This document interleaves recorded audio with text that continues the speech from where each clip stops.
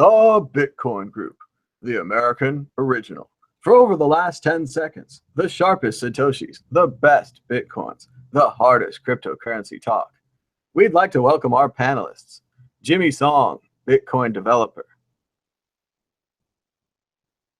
Tone Vase from Liberty Life Trail. Hi, everyone. Jeffrey Jones from the Bitcoin News Show. Hey, everybody. Thanks for joining. Blake Anderson, cryptographic economist. Hey, everybody. Thanks for having me. And I'm Thomas Hunt from the World Crypto Network, live from Minnesota. Yeah. How about that? Moving on to issue one. Issue one, public service announcement. Bitcoin.com, the domain name owned by Bitcoin Unlimited supporter Roger Ver, has taken the unusual step this week of warning their visitors about a problem with what the Bitcoin.com website calls the Bitcoin Core plus Blockstream team, saying that their solution to scaling is transforming Bitcoin into a settlement layer with high fees instead of a fast, affordable, and reliable payments network. Meanwhile, Gregory Maxwell's assertion that the mining chips used by Bitmain may contain AsicBoost software that allows them to mine 30% faster has ignited a political element of the Bitcoin community, which now seems to be out in the street with pitchforks and torches, screaming UASF, or User Activated Soft Fork. The price of Bitcoin took notice, dropping to $11.75. Jimmy Song, are we closer now to a solution to Bitcoin scaling or further away? We were never really close. I don't think we've been close. It's been 2 years. It's not close now. We're not much closer in any sense of the word for the last 2 years.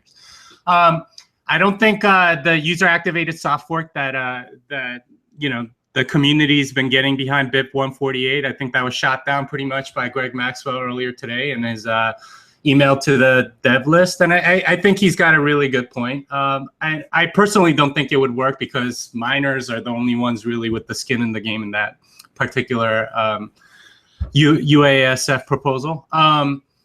I mean, this whole thing is reminds me of like a prize fight, right? Like you're trying to arrange it. There's a lot of money involved. It's kind of like Mayweather, Pacquiao, and takes like 5 years to happen, right? That's kind of where we are.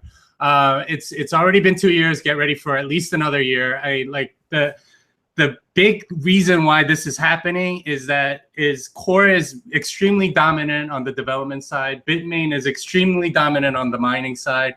And you really don't have any competitors for either, and they're kind of clashing against themselves. I believe that Greg Maxwell in his article, and with his dev post earlier today, he's positioning himself for a different user activated software come November, and that seems like a reasonable thing to try. But yeah, I mean, scaling just won't be solved anytime soon, and it's going to be at least 6 months before anything happens. Yeah, another year at least. Fork it now. And just a reminder to all our viewers, make sure to like and share this video. Thank you so much for watching. Tone Vase.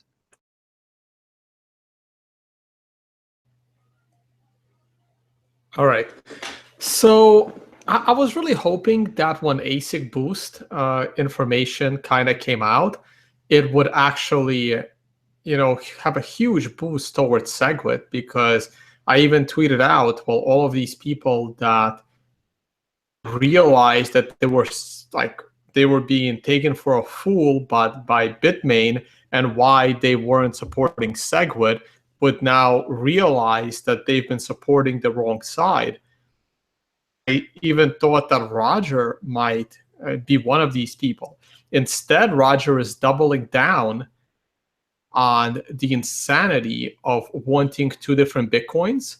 And I think it's disgraceful that he's using Bitcoin.com website for this public service announcement. So Roger Ver wants $100 fees because he continues to create opposition to a scaling solution that would lower those fees almost to zero with Lightning. And the longer he, charge against segregated witness, the longer it will take for Lightning and the longer Bitcoin is able to scale. In the meantime, his friend Jihan Wu has an advantage mining more coins. And if the other miners feel like, Bitcoin Core isn't doing everything they can to even out the playing field, they might just say fuck it and leave. It really means if Bitfury to close up shop and leave, Bitcoin almost dies because no one would trust the Bitcoin network with a single mining chip manufacturer, right? Especially when that mining chip manufacturer can make a chip with AsicBoost for themselves and without AsicBoost for their competitors, right? I mean, they're already ripping off their competitors by selling them their mining equipment, which they're probably getting, which should probably like they're selling it to them at like double the markup. So anyone buying their equipment, is already behind the ball, basically. So this is what we have, and I was always okay with status quo pre-AsicBoost revelations. Now that AsicBoost revelation is out there, I feel that the mining playing field needs to be even out. So I will support a user-activated soft fork, even though 2-3 weeks ago it's not something I really wanted. I just I was so that's kind of where I am. Bitcoin Unlimited can't possibly work. It basically guarantees us 2 Bitcoins. The moment segregated witness was designed as a soft fork, that was the one and only solution, and there's just no other way about it. Agreed, Tone. The larger problem is mining centralization, and the solution may be to push through this change, even if the miners don't like it. Jeffrey Jones. Yeah, I mean, Avalon is there as well. I know there's a couple of other mining manufacturers, but I mean, Bitfury is the only one because they have 15% of pool. Anyway, it's going to get bad. If the playing field isn't evened out. There's certainly no reason for a new mining company to enter a field where a competitor has a 30% advantage. That makes no sense. Jeffrey Jones? Yeah, I mean, as it stands right now, they're making way too much profit for other players not to enter in the space at some point. I mean, we'll see how it goes. But this, I have to agree with Tone. This PSA on their website was, absolutely disgraceful. It's funny how they scream censorship all over that PSA, but there's no information about Bitcoin Core anywhere. Where I'm the biggest thing, right? If Roger is so upset about our Bitcoin trying to remove some BU posts, then maybe he should put some Bitcoin Core information on Bitcoin.com. But as it stands right now, he does not, right? So it's just completely ridiculous.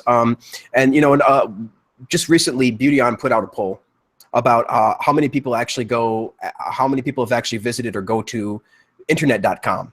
And so far, off the hundreds and hundreds of votes, guess what? Nobody has ever gone to internet.com. Like I myself, of a web developer of over 10 years, I have never gone to internet.com. And so we hope that eventually won't really matter. We hope that Bitcoin.com won't matter in the future. But it's interesting.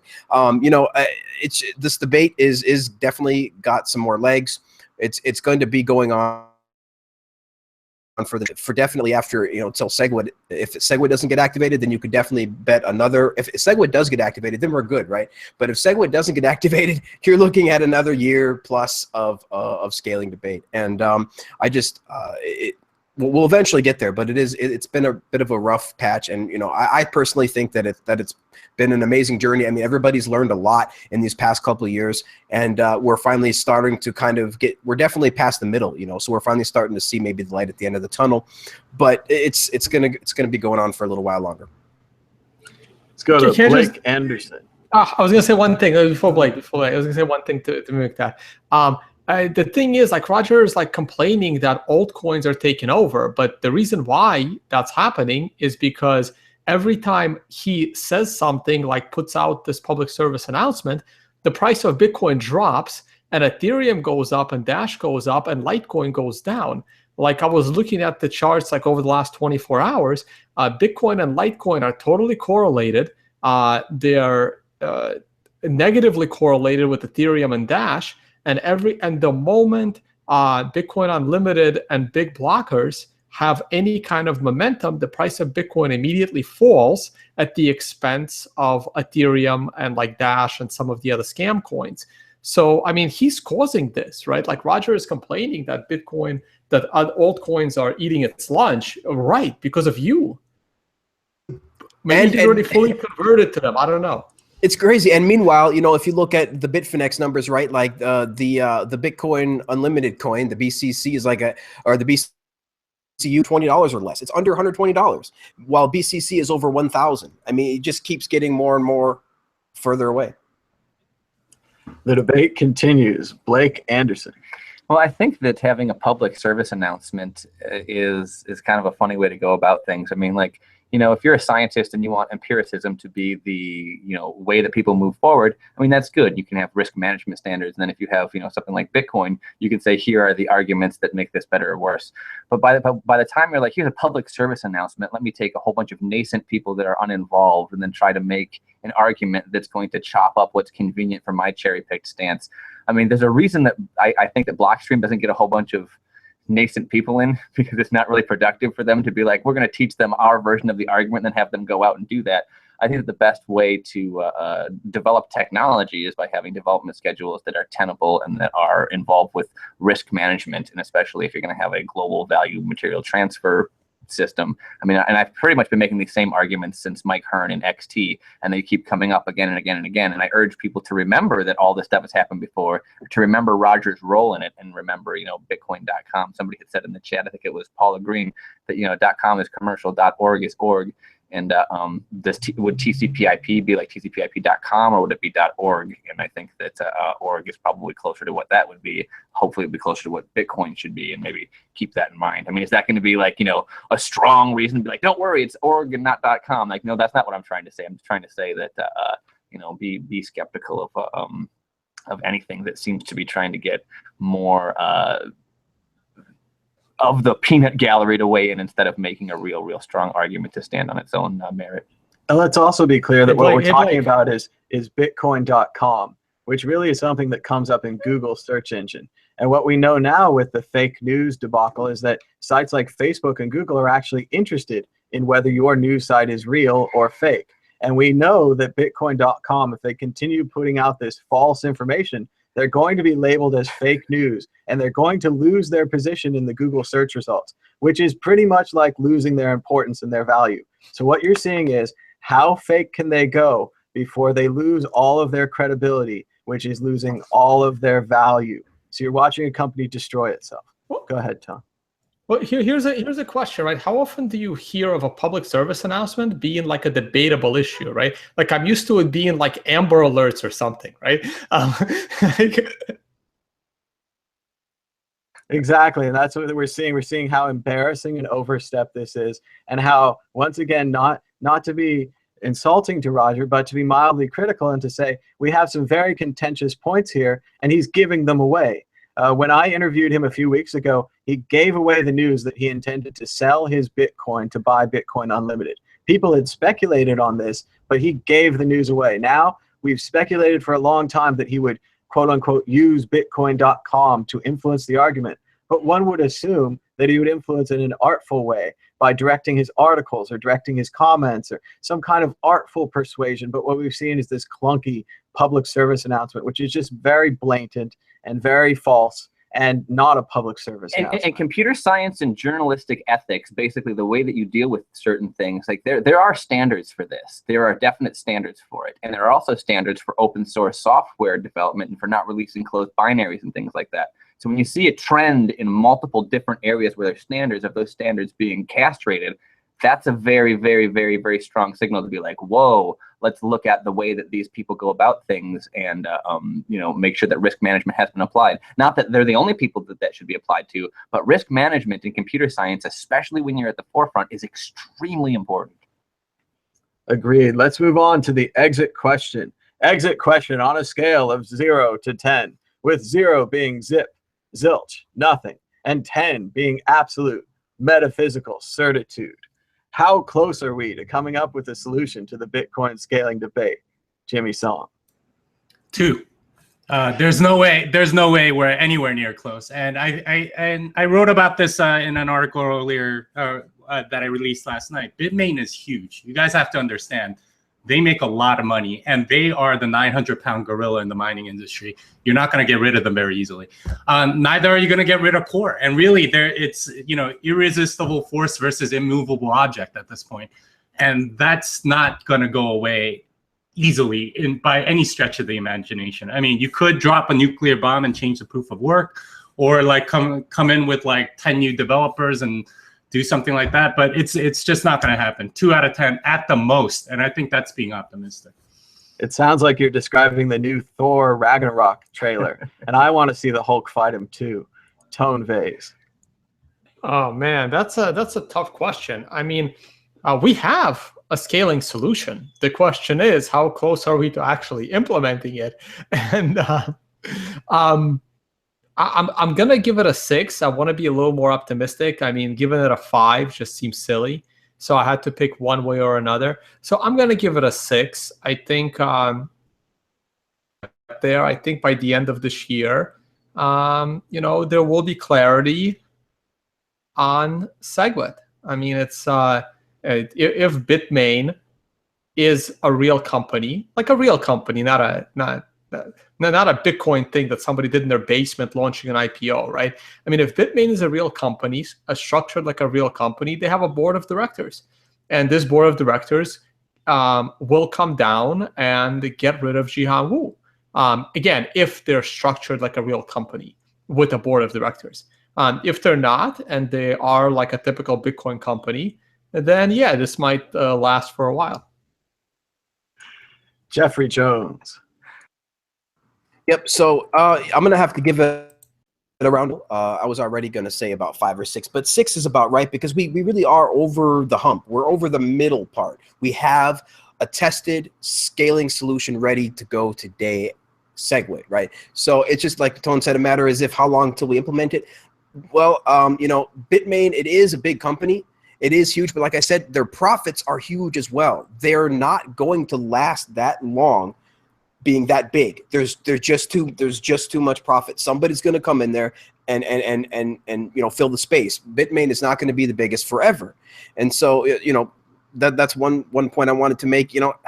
As far as giving it a timeline, like, SegWit, we will get clarity at the end of the year, but I have to say that it can't, if SegWit doesn't get activated, it can't last much more than a year after SegWit, but I guess it can, right? So it's been lasting. I'm going to have to say a 6. Yeah. Okay, can I just add one more thing? They're profitable now, right? But if they continue not to support SegWit, the price of Bitcoin will not go up as fast. So they are not going to be this profitable in the near future. Now, if their goal is to eliminate all competition because the price of Bitcoin isn't going up, and now they become the one and only miner, what the hell are they going to mine? They're going to mine like literally Bitmain coin because no one's going to use Bitcoin, right? So, meanwhile, difficulty is going up because they're selling their own chips everywhere, right? So that's going to end also. So they're only profitable now. Although can I respond real quick? Coin did turn out well for Bitfinex. Sorry, go ahead, Jimmy. Yeah. So I mean, it's true competition Bitmain, but the lead times on like manufacturing microprocessors and things like that, it's like 6 to 12 months. It's not going to happen overnight. It's possible Intel or Samsung or somebody huge is already looking into like creating miners or something, in which case that might come a little faster. But this is not a business that you can get into and a month later produce like mining chips. This is an extremely hard like business to figure out, and this is why Bitmain's dominating, right? Because they figured out the entire supply chain. They know which foundries to use, and they're selling these chips at enormous profit. Tone, I don't know if you read my article from last night, but they are making like $200 to $250 million a year at least, and that's an insane number. Right? I know. Jimmy, but that's about to change, right? If they continue doing what they're doing, and every time they announce that they don't support SegWit, the price of Bitcoin drops, they're the ones that are suffering the most, because who the hell is going to buy their chips if Bitcoin is going through this, civil war? Who's going to be mining Bitcoin? Well, Tone, will not go up, and their profits will suffer more than anyone else. Well, they remember, these guys have been around when Bitcoin was like 250, 300, and they survived just fine, right? Like I figured out their break-even point. They can have Bitcoin drop down all the way to $430, and they would still break even on their mining operation. They would still make money on like selling the miners. They're not going away anytime soon, and they have a huge war chest from profits in the last 3 or 4 years. I would bet you they have like $400 million in the bank. Okay, Jimmy, question about Bitmain. If they have $200 million, why don't they hire a better press agency? Number one. They probably do in China. Yeah. But Jimmy, but you're looking at it in a vacuum, right? What happens to the users of Bitcoin if the price continuously drops every time there is a public service announcement from Roger? First of all, the hate on Roger and on Bitmain is going to go out of control. People will user activate soft fork. People will demand. This isn't just normal internet hate. People have their money in this. People get even more upset. It's incentivized hate. People will demand proof of work changes. Like, you're looking at it in a vacuum. Like, the price drops to 400, and no one is bothered by this. Right. Well, I mean, I'm saying people would be bothered. I'm just saying they're going to last way longer than you think. I mean, like, if it drops to 500 tomorrow, they're still making money, like a lot of money. And Jimmy, you've put out charts of this. If it goes to 300, they're going to start to hurt. We just need one of those charts where it's how much it goes down and how much they hurt. And there's a point in the middle where they're like, maybe we shouldn't do that. And how much do we have to suffer before we get to that point? I mean, yeah, I think you're overestimating the community reaction, like, forcing them to make a change. Well, I also think that you're just a little bit overestimating, like how long Bitmain can be in power. Underestimating because for sure, right. That's what I meant. For sure, when they see those. Yeah. Because for sure, when you see their profits like that, somebody's gonna come into the space. Like, yes, like you said, for sure, it takes 6 months, 12 months lead time. Like, and that's for sure. This is not an easy thing to do, but somebody will come. Like, that is the market, and so if they come and steal some of their share, then that gives them less power too. That's just one way of them getting less power. But either way, they can't. Nobody can be at the top in Bitcoin for very long before competitors come and start giving them competition. That was my argument for why it'll last at least a year. That's all. And you guys are right. It may not, they may come off their throne, but they have enough resources to stay for a while. That's all I'm saying. All right, we're still waiting for a number from Blake Anderson. Number from 1 to 10. All right. As a math-based security implementation project manager, I think that what we're looking for here is there's certain factors that are going to dictate the speed of rollout. That's the price or the budget that you have, and then the stakeholders and things like that. I think as the price goes up, the ability of these things to happen goes down exponentially. As the price goes down, people are interested in fixing it. That's where the work is. So actually, Roger pushing the price down makes it so that the SegWit work that needs to get done actually happens at a faster pace. So I think it's kind of funny that given all of those motivational factors that you can kind of, extrapolate through, that what he's doing is in the direct diametric opposite interest of what he wants to accomplish. So I think that hopefully if Roger or anybody that, is on his side or watching this, that's what's happening from a project management implementation perspective. So maybe don't do that. And the number is 6. Oh, I'm going lower. I'm going with 4. I'm closer to Jimmy on this. Well, I want to be more negative, but I'm not sure that I can. Let me qualify it too, though. I agree that Jimmy being really, really conservative is good, because when you're dealing with software development, like 10% is creating new stuff, and then 90% is testing and QA and implementation and post support and stuff like that. So conservative numbers in this regard are always good. And we do need more testing. Not if you're a Bitcoin, Blake. No, absolutely. That is so not true. If you're have you not seen Bitcoin Unlimited developers? Yeah, Bugs Unlimited. There's a reason they're called Bugs Unlimited, and it's because of violating some of those standards.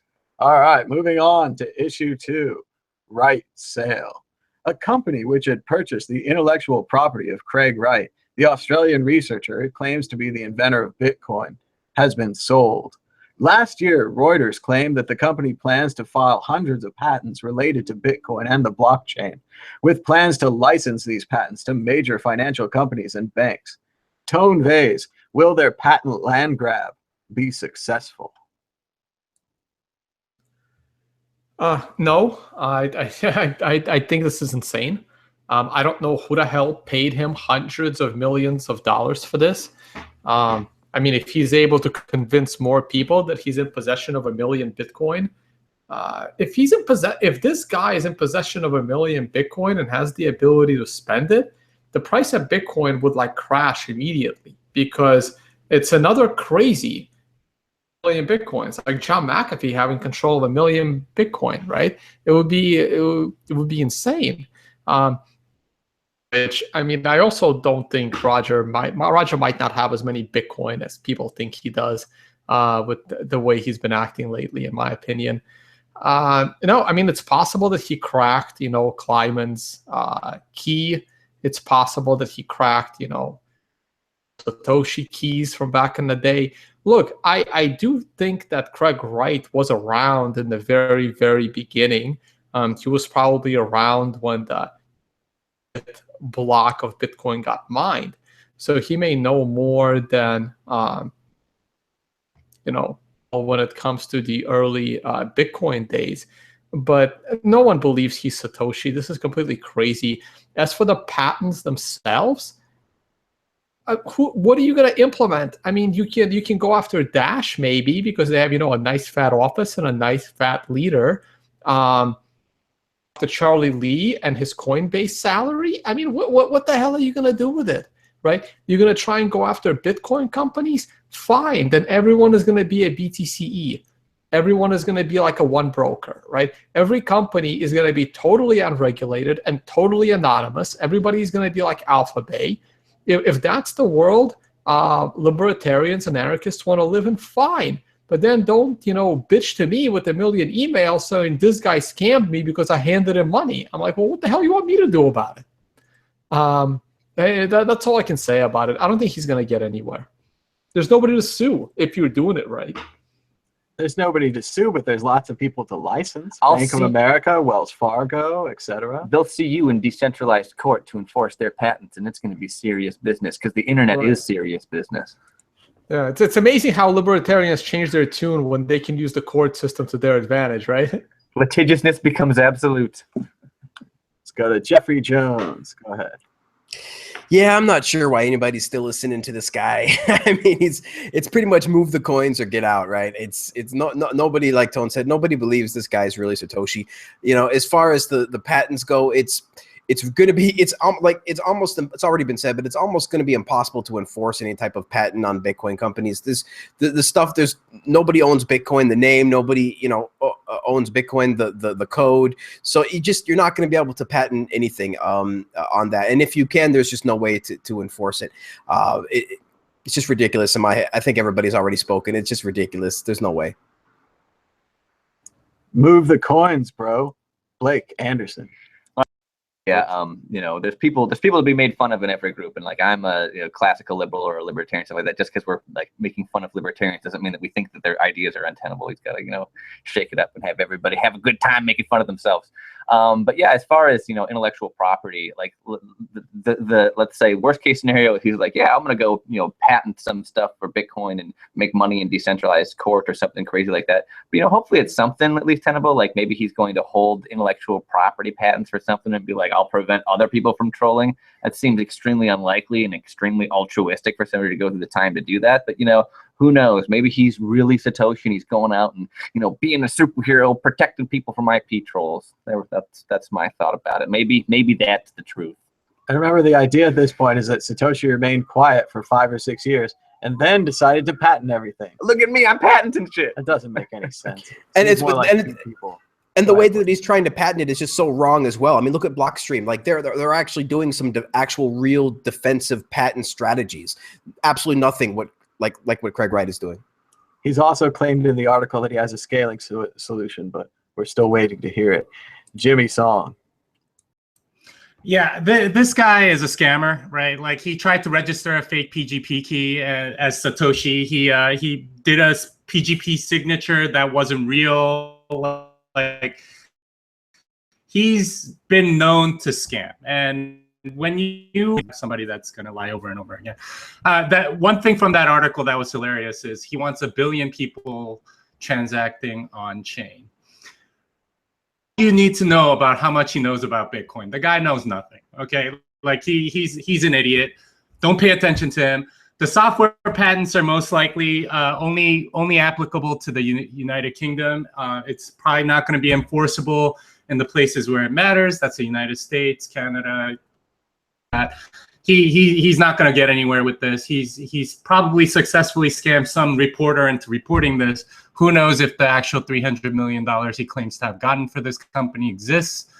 He's probably just trying to drum up additional venture capital or something like that. I would say ignore this guy. He's a scammer. Just, you know, like if it were a Bitcoin talk, he would have like tag scammer, like in blinking bright lights or something. That's my opinion of this guy. Move the coins, bro. Exit question. Is there a real Satoshi? Is he spinning in his grave? Is Wright doing everything wrong? Tone vase.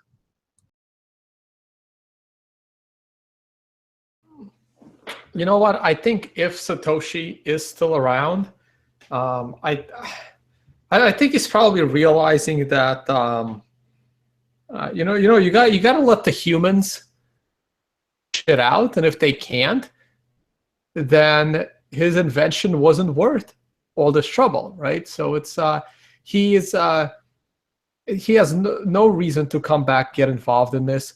He's like, either they're gonna figure it out, either they're gonna work together and solve this shit, or society wasn't ready for Bitcoin.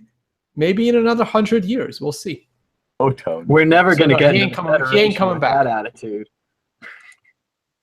All right, let's go to Jeffrey Jones. Maybe a less intergalactic answer about the glorious space alien Satoshi. Is he spinning in his grave? No. If he wouldn't have left the project if something like this would have been spinning, would have made him spin in the grave. You know, this is probably why he left the project, so he wouldn't have to spin in his grave for these types of things. So no, and Craig Wright is going nowhere, and he's always wrong. And yeah, scammer. Satoshi did famously leave the project to work on other things. We're only assuming that was intergalactic travel. Oh, wait. Speaking of intergalactic travel, how long, here's my exit question. How long before Ancient Aliens talks about how Bitcoin was created by aliens? I would love to see that, especially the show where they watch that show behind them on the green screen. Let's go to Blake Anderson for your thoughts on Wright. Obviously, if you can go 200 light years through space, you're going to find, other life. Everybody knows that. So Satoshi did that, and he came here, and he's an alien, and he loves us, and he's God, and stuff like that. And now he's dead. And now because of what Craig Wright is doing, he's going to turn into like a railgun round that just goes shooting through the sun because he's that upset. So if you want Satoshi to be that upset, just keep doing what you're doing. Don't do anything, bro. Just let Satoshi suffer, and I guess that's cool. And of course, it is a convenient weekend to talk of Satoshi, who, as everyone knows, may or may not have died today, may or may not rise in 3 days. That could just be a coincidence. Let's go to Jimmy Song for one more thought on Craig. Or do tell us about Craig Wright already. One more on Craig Wright. Yeah, so I subscribe more to the theory that Satoshi was a sentient computer, but that may or may not be true. I don't really care if he's an alien from like 200 light years away. I don't care if he's a sentient computer. I don't care if he's a time traveler that came back to create Bitcoin so he has out money. I really don't care, right? Whatever he created, it exists now. Wright is a scammer and he's not Satoshi. I think that's all, and he deserves all the scorn he's getting. That's all. Satoshi is a sentient computer who was never seen after he said that he planned to fix all the bugs in Windows. Moving on to issue 3. Let's see, we got a lot of windows here. Which one are we going to choose? All right, issue 3, International Bitcoin. The price of Bitcoin rose more than 8% last week, buoyed by a Japanese law accepting Bitcoin as a legal payment method. The success of the Japanese program has drawn the attention of Russia, who once called for a ban and still calls for an end to pseudo-anonymity, but may adopt the fledgling cryptocurrency irregardless. Jeffrey Jones, is Bitcoin adoption ramping up worldwide? Is Bitcoin more suited for consumer adoption in Japan and Russia? Well, I guess we're going to keep having this conversation every time a new country issues something about Bitcoin, but this is the way it is. This is, we talked about it before. Basically, this is the world, right? Beginning to have a conversation with Bitcoin. So, is Japan now? Bitcoin is going to take off all over the place, but it's not going to be because of consumerism. It's not going to be because of consumer adoption. It's not going to be because you can now buy your coffee with Bitcoin, right? So, Bitcoin is going to take off for when it's used for what it was meant to be used for, which is censorship-resistant transactions and money outside of the state. So, it's going to slowly trickle out, continue to trickle out as more and more economies fail, as more and more economies print their money and their currencies into oblivion, as more and more of the world market crashes piece by piece. People will discover Bitcoin. They will discover it. They will learn about it, and this will force them to even learn more about their own currency. So no, but it is nice, of course, to see the world beginning this conversation with Bitcoin and thinking maybe that, hey, we can now just use it to buy our coffee. But no, we will find out soon that Bitcoin is much, much more than just the ability to buy coffee. It's not a microtransaction. So we still have to wait and see for global Bitcoin adoption. Blake Anderson. Yeah, global Bitcoin adoption. Yeah. It's interesting that a lot of people that talk about Bitcoin talk about like the United States is a huge driver, and it's not that it's not a driver, but like India and China and Japan, I mean, they got some driving forces over there. And in terms of Russia, I mean, you're not going to be able to ban something that's so fundamental. And that's, I guess, like Bitcoin.com, if they wanted to have like a public service announcement, it should be a huge graph of the sovereign debt of various different nations. It'd be like some people say that the value proposition of a decentralized competing currency is dubious, but it looks pretty goddamn clear when we measure up, case to case with all the amounts of debt these different countries have. So I think that if you want to bring lay people into Bitcoin, that we should do that, but don't bring them into some technical argument. Bring them into the understanding that we need to have and develop some kind of a safety net for when this shit kicks off, because we have so much debt that there is no other solution so far yet proposed that I know of that's going to be able to pick up the pieces and continue to have value transfer around once this stuff blows up, because it's gotten that far out of hand. I think that that's what we should take away from nation states finally, looking at and then adopting to Bitcoin, and then nation states like Russia being like, well, we don't want to be left behind Japan. Let's all do things that are positive and add value. I mean, bees with honey. It's sad that there's so many other ways that Bitcoin.com could have served the public with their announcement, other than what they actually announced.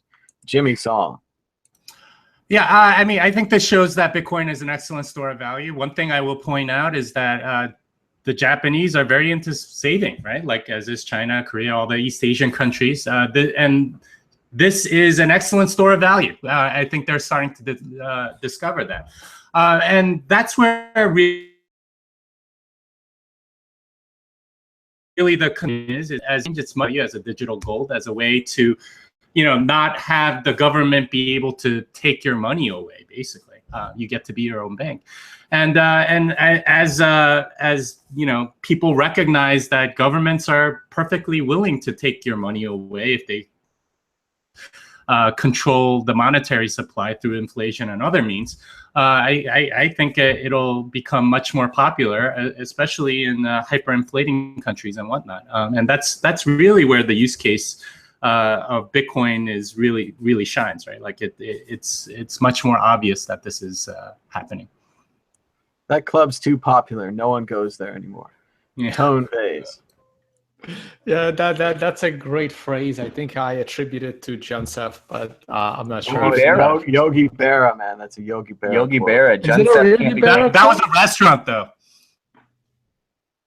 All right. So, I mean, we covered the whole Japan angle last time on this show, and yeah, they're allowing it to be used, but to me, it's a non-use case because all of those stores are just immediately converting Bitcoin into dollars. So what are they really doing? Are they, I mean, they're helping Roger Ver. Now he can, you know, complain more about all these microtransactions because he can spend his massive amounts of Bitcoin anywhere he walks around, you know, Japan.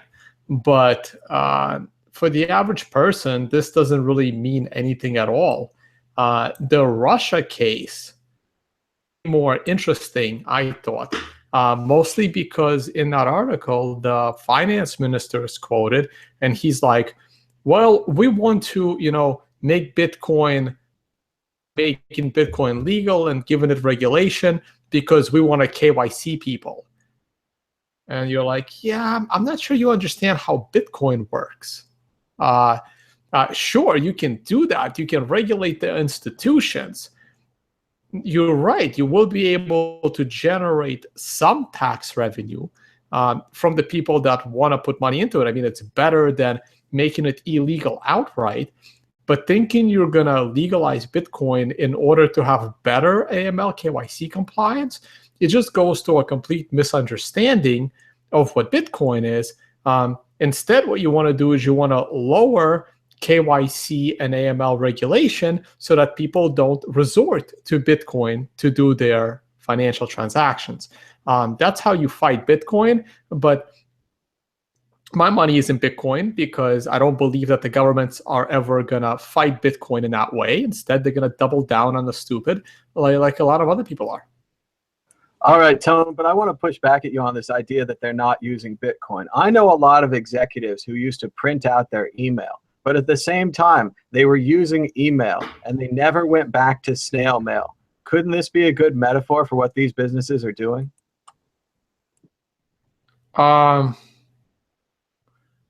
It's a start. It's a start, right? But again, it could be like it's like Bitcoin practice, like practice to use a wallet, practice to use a receiver, practice to know what a transaction is. I think they're learning a lot about Bitcoin, and while they're not the craziest, most ideal use case, they are certainly practicing Bitcoin. Well, I agree with you, and let me flip your example for you, right? Suppose that my archaic boss told me, hey, Tone, I finally started using email. So now, instead of you walking the paper over to my desk, in addition to that, also please email me. Right? So it's a step forward. Now, anytime you can get them to use the keyboard themselves, it's a step forward. Right. So it's a step forward, but at the moment, I'm like, okay, great, you're using email, but now you've doubled my work. Right? But I know one day it's gonna lead to only email and no paper, right? But for the moment, like my dad, this is what happened to my dad, right? When I finally, taught my dad internet and taught him internet banking, and he finally started, paying his bills on the internet, he was still doing everything double, right? He's still like, I'm like, no. Dad, you have to keep your checkbook up, otherwise it won't update itself. Exactly, right? So now he's like doing double the work, but he's on the internet. So it's a step forward, but it's nowhere near where you have to be. It's also not a very good incentive for people to jump through all this hoops only to buy products at the same price. They might be better off somewhere like local Bitcoin. And also, let me tell you what's going to happen. Let me also tell you what's going to happen to all these 200,000 businesses, right? Because I own a physical business. I've been on CoinMap forever. We accept Bitcoin. In 3 years, no one has ever paid in Bitcoin. Already cycled through like 8 different batches of employees. Right? Imagine the kind of time I would have wasted if I had to educate each of these batches of employees on how to accept a Bitcoin payment that never came. So what's going to happen to 98% of all those businesses is going to be about 4 months. And then someone is going to come in wanting to pay in Bitcoin, and no one is going to know how to accept that payment. Because that's what will happen at my business. And this is what would have happened in my business 2 years ago. And I just, you know what? I'll deal with this problem when it arises. And to this day, it never arose. Right. And it is worth noting that the guy who actually went to BitCamera in Japan said that they had a special aisle for Bitcoin. So they likely had one employee who works that one register. who was trained, rather than deploying on all of their 50 aisles or whatever. So. And if no one shows up for 6 months, then that employee will no longer be there. His skills, his knowledge for the future, they'll be useful, just like email, be useful in the future. Let's move on to the exit question. In your opinion, what country besides Russia and Japan should accept Bitcoin next? Jeffrey Jones. Everybody needs to accept the Bitcoin. I think it's going to take a while before people are versed enough. You know, just like the internet, we had to go through a generation of people pretty much to figure out what the hell www meant and what the hell to figure out that @ symbol that everybody keeps talking about. You know, so it's going to take a while. And as far as which country, you know, Bitcoin is global. There is no borders. Bitcoin will make borders go away because they will make them irrelevant. And so, you know, I hope that the whole planet gets to use Bitcoin. And I've always wondered why they wanted me to put a / into my colon. Blake Anderson. Bitcoin is a very potent inoculation and medicine for a very specific type of disease. So that being the case, Venezuela needs to start accepting Bitcoin and start getting their people into a way of life that they're not constantly suffering and starving to death and eating pets and stuff, because that's a horrifying situation down there. Maybe if Chavez were still alive, they would accept Bitcoin. Maybe. Jimmy Song. I object to the assumptions made in that question. A government does not control whether or not you can use Bitcoin. It's entirely something that you can do on your own. And I think pretty much every country that hasn't explicitly banned it or threatened jail time for those that are using it, they're already allowing it, and it'll grow on its own. Tone Vase. I'm gonna lead us right into the next story. I'm gonna say North Korea, and we'll talk about why when come back to you, Thomas, and then I'll explain during my answer. The correct answer is Switzerland. Switzerland. Time has not run out. You still could be the banking champion of the future. It's not too late. Switzerland, get on board with Bitcoin soon. Moving on to issue 4, North Korean hackers. More than 73 Bitcoins, approximately $88,100, has been stolen by state-sponsored hackers from North Korea. It's estimated that they have more than 17,000 hackers, aided by 5,000 trainers, which they spread out across the world. They've recently begun using Bitcoin-backed ransomware, and this may be one of the only sources of income for the isolated nation. Blake Anderson, given the importance of cybersecurity and the new ability of hackers to get paid for their malware, I ask you, is the existence of Bitcoin destabilizing the balance of power in the world? Destabilizing the balance of power in the world, my goodness. It sounds like they have a whole bunch of script kiddies and then some people that are a little bit more experienced, and they're writing out malware and fancy kind of phishing attacks and stuff like that to try to get Bitcoin back. If North Korea can make $88,000 doing that and tightening up people's security, it's not any good for the people that they've stolen from. I'm not going to try to like wash over like that sucks for them, but $88,000 for North Korea is like enough to prevent a whole bunch of people from starving to death. So hopefully people tighten up their security and they can learn how to do other things that are valuable. But yeah, $88,000 is in the hands of North Korea, and they're probably going to use it to further subjugate their people. So, you know, those people might have done a good job for the day and gotten a pat on the head, but secure your Bitcoin. Don't let North Korea have it, because they're not going to do anything with it that you would want to have done with it. Tighten up your security. Your bad security is supporting dictators. And it's worth noting that North Korea is one of the only countries that won't leave the light on for you, because as they fly over it at night with satellites and such, it's almost completely dark. Jimmy Song.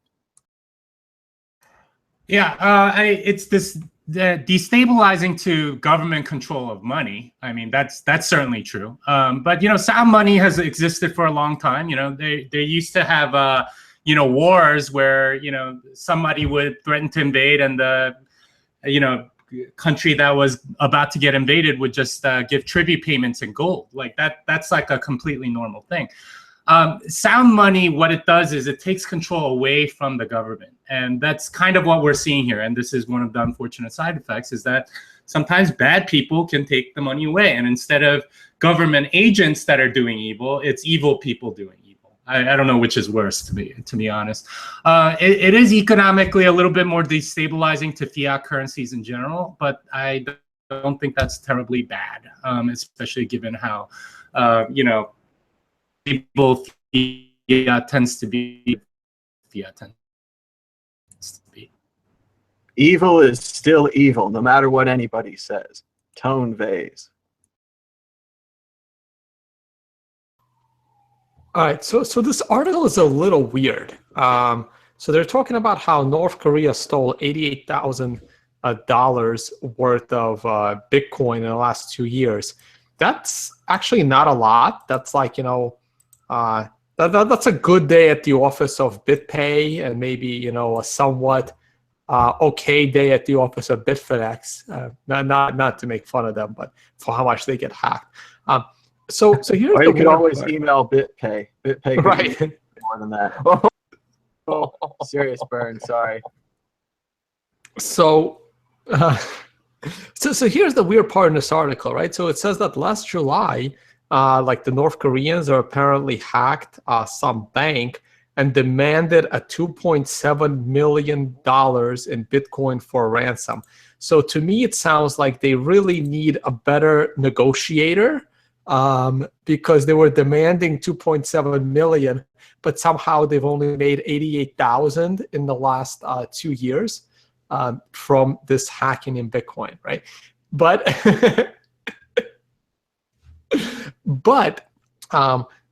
I found this to be kind of interesting, that North Korea is going after it. Now, if North Korea, I don't believe it, but if they actually become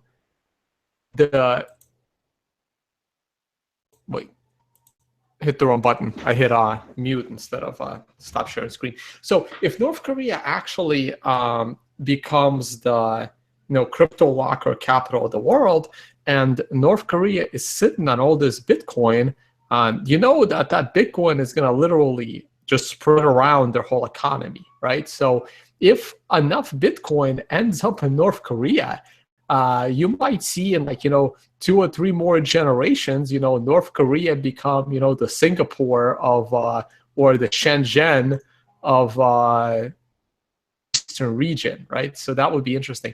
So to me, if, China was completely communist, China was even worse than Russia.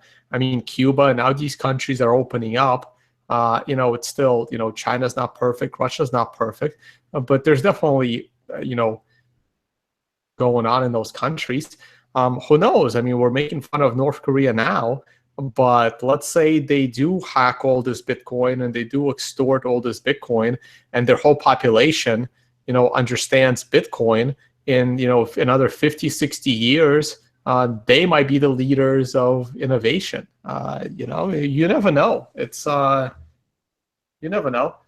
Who would have thought 20 years ago that Edward Snowden would be hiding out in Russia to protect himself from freedom of speech? If you said that 20, 25 years ago, you'd be in a mental institution, right? Well, certainly only Nixon could open China. But that's an incredible piece of optimism from Tone Vase there about the future of North Korea, a country that Trump may remind them what happened to the dinosaurs. But we don't want to think that way. Let's go to Jeffrey Jones.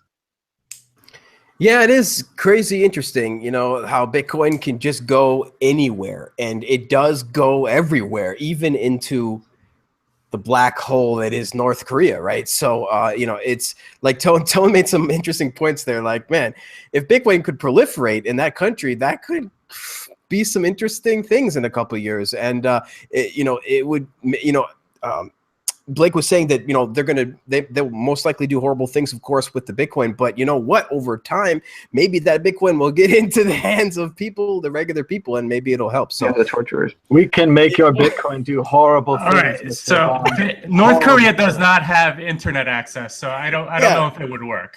That's true too. Like they have internet access technically, of course, but it's only in the city and like one place, like one computer. They might have like network, like a North Korea network that doesn't actually connect outside. It's okay. It's not really the internet. It's very similar to the Joe Rogan bit where he's like, if I left you on a desert island with nothing but a hatchet, how long before you could send me an email? Like there's a huge technological hurdle that like North Korean people have to go over before they could have ubiquitous use of Bitcoin. But I hope that it happens too. That just seems really deep into the what if bag. And they Yeah, do for say in the article they're sending the hackers to other countries. They're not necessarily working from home. Yeah, there you go. So Bitcoin is going to be used in a whole hell of a lot more hacking. Bitcoin is going to be used basically to completely gut the internet. I mean, as it is, because as it is right now, it is completely insecure. It is completely horrible. It is completely, taken over and captured by ISPs and governments and three-letter agencies. It has been captured. So Bitcoin is really going to help root out freaking the internet from the inside and create these new types of decentralized networks that are encrypted by default, don't use know your customer laws or anything like that. So we're going to see a lot more of these hacks, but North Korea, it's anybody's guess. Yeah, no, it might actually get bad before it gets better. I mean, it's electric grids might get hacked, water utilities might get hacked. They had a major warning system in Dallas that was hacked last week, 600 Right. different alarms going off all night. And they're like, we're going to secure it next time. Right. So there's going to be like Bitcoin is going to, and this is, people are like, oh, we want Bitcoin to be legalized by the government, Just wait till the White House gets hacked and Bitcoin is demanded for ransom. We'll see how quickly they're going to want to legalize Bitcoin, right? And the name inside the envelope, it's Kellyanne Conway. Kellyanne Conway. Right. So which is why I still tell people, look, be as cautious as you can. I don't even this is why I've never ordered from Purse, because my legal government address gets flashed along with the fact that I have Bitcoin. I talk all this crap on blogs, but someone still has to prove that I own any Bitcoin. I could have been lying to everyone for 3 years, right? What about the idea, Tone, that businesses and maybe even nonprofits and hospitals should try to stock up on Bitcoin so that they'll be ready to pay potential ransoms? Yeah, try getting that through your board. You're going to look so good a few years from now. You'll be like, Bitcoin's $20,000. I told you to buy someone who was 1,000. You didn't listen to me. Yeah, you'd have it's the fastest way to get your CTO fired if that's the pitch to your nonprofit board. Stock up on insurance for this. I think that moves well into the exit question. Which came first, the exploit or the ability to get paid for the exploit? Is the fault, dear viewers, not in our Bitcoin, but in our shoddy code? Blake Anderson. Yeah, the way that things are coded compared to the way that Bitcoin is coded, I mean, there's a huge difference there, and the legacy systems are not super secure. So what you have here is Satoshi invented something which was the instantiation of value digitally, which can settle digitally. You don't need to come back out of it. And especially now that we have multiple digital currencies and you can settle and trade against different stuff, we have a situation where it's the new digital Wild West. Now we have actual, literal, settlable, it is the IOU, it is the value inside of a computer, and people are coming to get it. They're coming to get all of it. And I mean, this is a new security paradigm.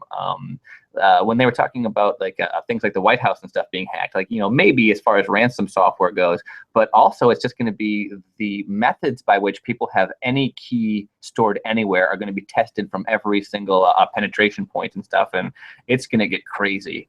And I wrote this kind of lofty article when I left banking security to work in Bitcoin about the new age of digital instantiation of value and what that's going to mean for value propositions, for decentralization, for inflation, but also in terms of security. The need for a good security is becoming extremely dear at an exponential rate, and that's something that I think that gets washed over a lot. Not a lot of people talk about the extremely rapid onset of hyper high security requirements unless you go back and are invested in things that have these high insurance-based FDIC overheads and stuff where you're not getting any interest back on your money and stuff. So if you're going to want to take advantage of the amount of deflationary power of these new mediums, knowing security is the thing that helps to insulate you from that risk. So again, it's like the new Wild West. This is very, very, very materially important stuff for you to learn and for your kids and stuff to learn, because otherwise you're not going to be able to vet the safety of investments or your bank or anything. And for banks right now, they've still got the FDIC backing and stuff, and that's all good.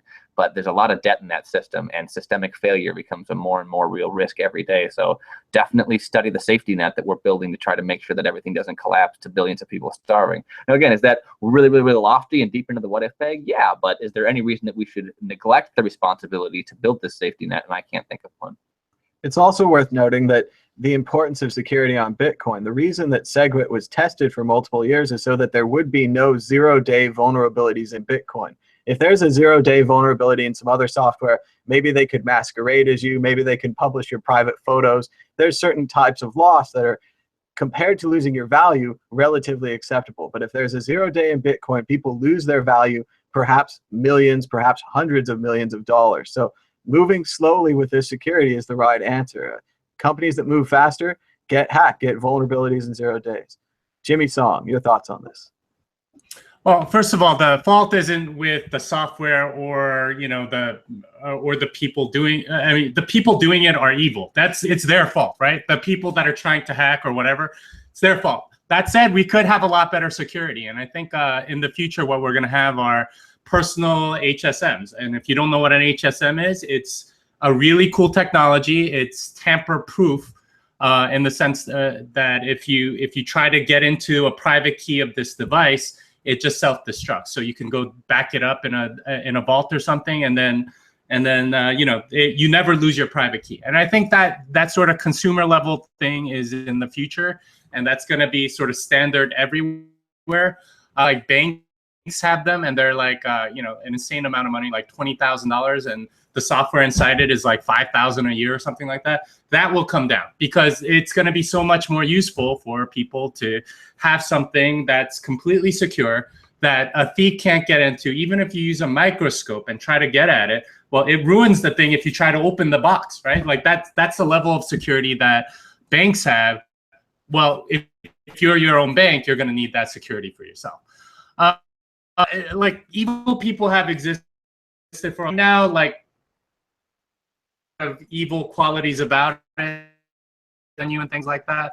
But as sounds away from government and into the hands of private people, you're going to have more incidents like this. So you're going to need better security, and I see that as the future.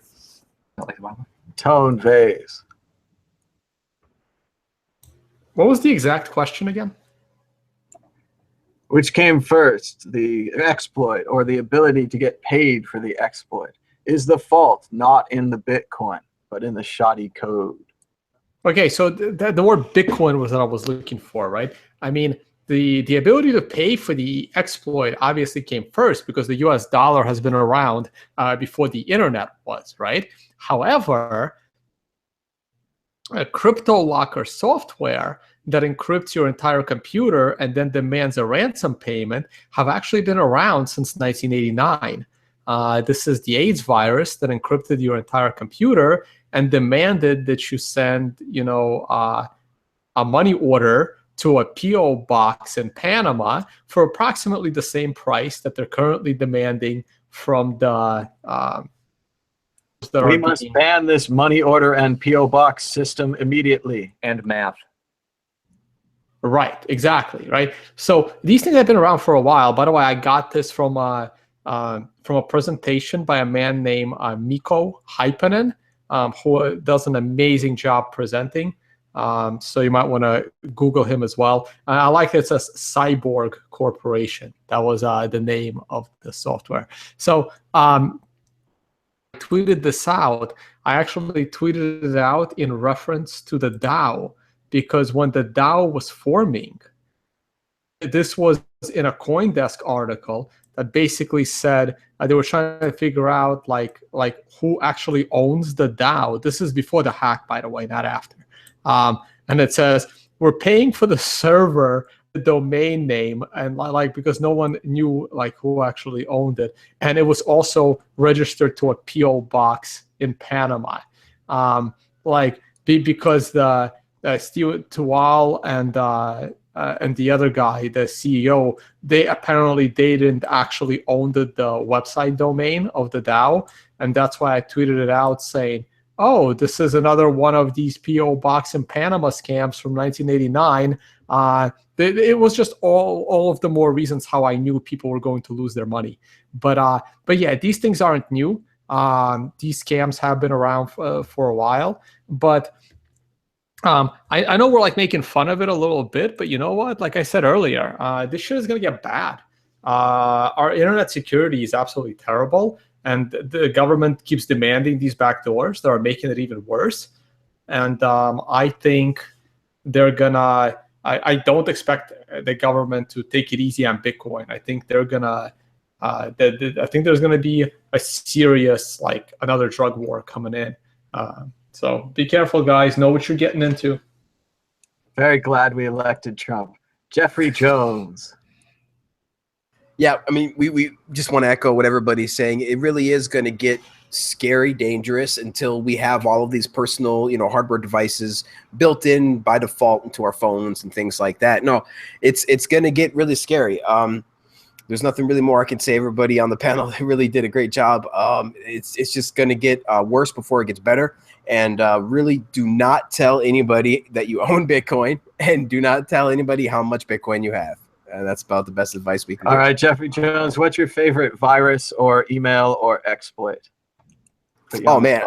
I can tell you that they are now, this was released a little while ago, but you can now create your very own virus that allows you to demand Bitcoin via a website. There's a generator now that you can type in the message, type in what your ransom is, and type in the Bitcoin address to send it to, and click the button, and bam, you got yourself your very own ransomware. So it's dangerous times, people, dangerous times. This is incredible progress. When I was in school, we had a program where if we sent a message to a certain port number, it would crash your computer. That was pretty fun.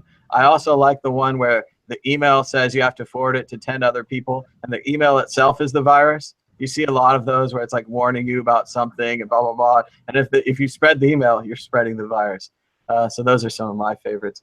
But let's move on to prediction or story of the week. Let's go back to Jimmy Song. Are you ready with a prediction or a story of the week? We're springing this on you at the end. Probably didn't get a chance to prepare. You're thinking frantically right now. Is there anything that happened this week that you want to talk about? Jimmy, go ahead.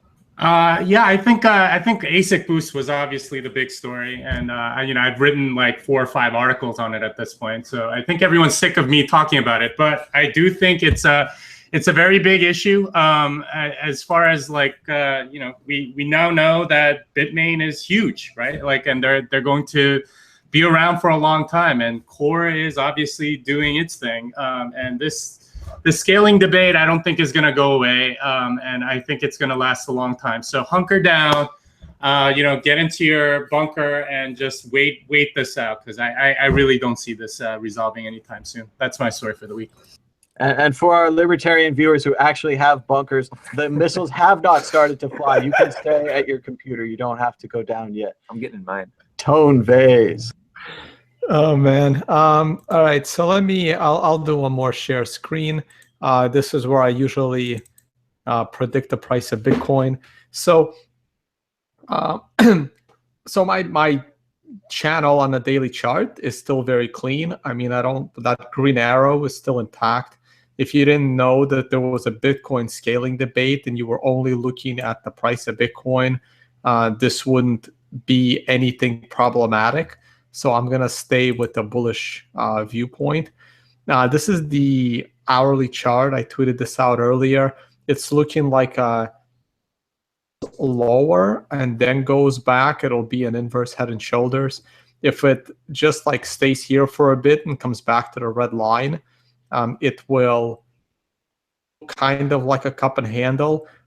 Either way, I am looking for once 1250 breaks, there will be some frantic panic buying and a bunch of short covering.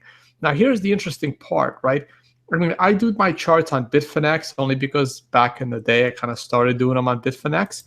And the weird thing that I just put together today, and what I noticed at one point today was that the price of Bitcoin on Bitfinex was almost $50 higher than the price of Bitcoin on Bitstamp. And I thought that was really weird.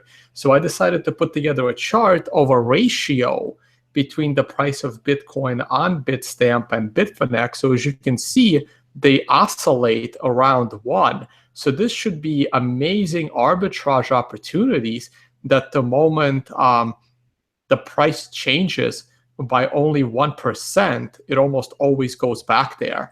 But anytime the price has moved more than 4 or 5%, weird things had happened to the Bitcoin market. So back in 2014, when the U.S. government announced that they're going to sell 30,000. I want to say that you're right about the arbitrage opportunity, but just for our viewers, just in case there's anybody that's not really familiar with arbitrage, arbitrage does have a lot of upfront risk in terms of loading up multiple exchanges with cash and Bitcoin. If that exchange goes tits up and you have it stocked for arbitrage, that could be a huge source of risk. Just wanted to lay that down so nobody gets bit by that. Oh yeah, no, and it for everyone that made a lot of money on these giant spikes, there were others that probably got crushed, right? It's because that's what would happen, because right here, Bitstamp gets hacked, and right here on the right side, Bitfinex gets hacked, and then here on this giant spike to the downside, Bitfinex flash crashes, but Bitstamp doesn't, right? So the price on Bitfinex crashes, the price on Bitstamp stays the same. That's why this ratio goes down like 13%. So the price of Bitcoin on Bitfinex was 13% lower, 14% lower than it was on Bitstamp. Right now, it's the opposite. And then you had this spike, which the combination of the Dow hack and Brexit happened within, I think, 48 hours of each other. So they probably both contributed to this spike.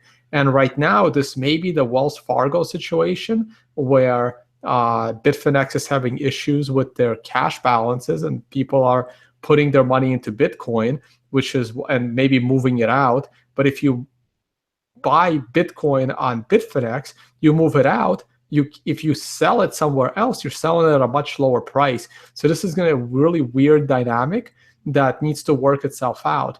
But right now we're reaching, territory where weird things happen in the life of Bitcoin whenever the relationship between Bitfinex and Bitstamp goes above 3% on the price. So I just thought this was interesting. That's why I wanted to put it together. I should probably go ahead and tweet this out. I'm sure other people will find it interesting as well. Excellent. Jeffrey Jones. Go ahead. Let's see. I guess I want to do three things. I want to do two story of the weeks and then one PSA. Okay, let's see.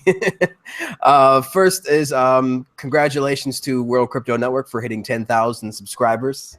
That is amazing. I think everybody needs to give a quick clap on that. That's awesome. Really, just wanted to thank all you guys who upload videos, and thank Thomas for having this World Crypto Network for us to upload videos too. I don't think it's just an amazing experience to share Bitcoin with you guys, and I'm really glad that we're all here.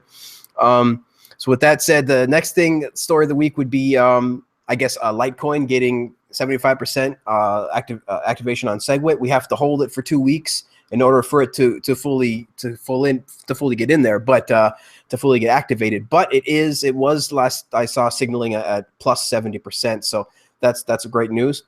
And then my public service announcement is that first of all, Bitcoin.com, just for everybody that knows, Bitcoin.com is a private company, right? It doesn't represent all of Bitcoin community. Running Core is voluntary, okay? Core does not have any authority. Just wanted to get that out there again to make sure that everybody knows, because everybody likes to think that Core has all this authority and that they push everybody around, and that's not the truth. It's, of course, a voluntary group of many people with many different backgrounds. And that's it for me.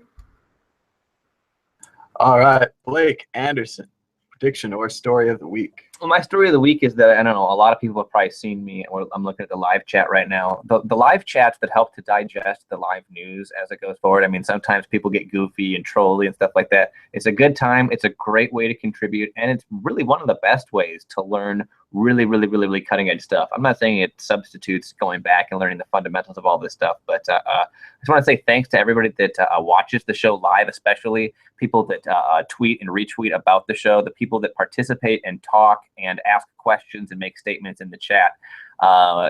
Creating content that we can respond to in our chat helps us make a better show. Getting your ideas out there and feeling like you are contributing, like, hopefully gives you a good feeling. I just want to try to encourage everybody, be as involved in the community as you possibly can.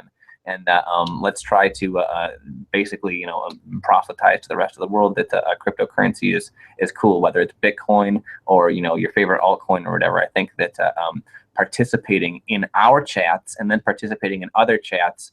I mean, I would say, you know, go out to the bar and talk to people and stuff, but I think that a lot of people in our community are probably, like, you know, playing games or in chat and stuff like that, and talking about Bitcoin and these things and the places that you hang out is really important. And so I want to say again, thank you to everybody, and keep it up. And if you're, you know, shy, jump in and mix it up. Yep, and also thanks to all the commenters who come in after the chat and leave their comments. Thanks to everybody who gives us a thumbs up or even just subscribes or maybe tells their friends on Twitter. 10,000 is a big number, and the next number that we're looking at is 1 million views. We have around 859,000 views. That's a lot of views, but we'd like to get to 1 million. So thanks to everyone for joining us. I just wanted to thank the 272 live viewers that stuck with us. And I'm out in Minnesota visiting Blake. I was going to be the only person in the world to say something nice about United, but now they've canceled my return flight, so I'm not happy with them. I hope not to have to escalate any further or describe the horror. Wait, why? Hold on. Oh, it's a typical situation. I don't want to talk about it right now, but I'm given no reason. in discussion with United about. Wait, what's a typical situation? How does your flight get canceled and it's typical? It's typical from United. But we're running out of time, and until next time, bye-bye. Ta-da!